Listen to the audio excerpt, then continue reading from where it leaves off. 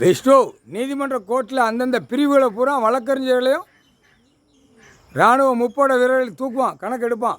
வா எந்த கேஸ் கட்டுக்கு என்ன கணக்கு, தப்பு கணக்கு எடுக்கிறது கடவுள் ஒன்று தான் எடுக்க முடியும். கடவுளுடைய படையை வச்சு தான் எடுக்க முடியும். இராணுவ முப்படை வானர படையை வச்சு தான் எடுக்க முடியும். நான் தப்பு செய்கிறதுக்கு நான் பூமியில் கொடுக்குறேன். அதுதான் பாடுற விட்டு வெளியே தள்ளிட்டானா கணக்கை வச்சு அதெல்லாம் கிளியராக இருப்பான் அரசியல்வாதி. 76 வருஷம் கொடியை தூக்குனவே கரெக்டாக இருப்பான். அப்படியே கேட்ச் பண்ணுவான்.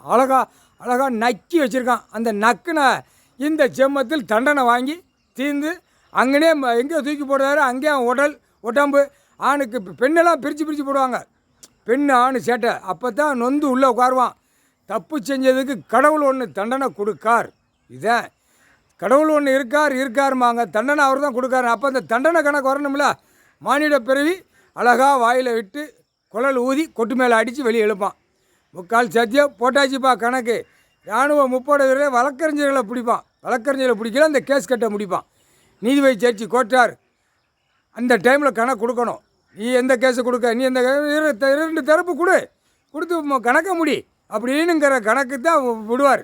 அது நீதிமன்ற கோர்ட்டுக்கு பிரித்து விடுவார். வானரப்படை ஒரு நீதிமன்றம் ராஜபாளையம்னா தெற்கு பாளையம் சிலுவத்தூர்னா ஒரு 100 250 பேர் விடுவார். 150 பேர் விடுவார்.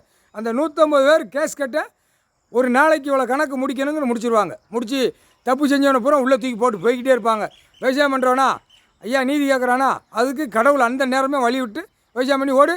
வீடு டார்டாரை கெட்டவோ எந்த சோழி இருக்கக்கூடாது. உனக்கு இருக்கிற இடம் ஆடை சாப்பாட்டு உணவு. அதை விற்பனைக்கு காயின்ஸை உள்ளே விட்டு பார்த்துக்குவோம். அந்த காயின்ஸ் தான் எடுப்பார். காயின்ஸ் தான் விடுவார்.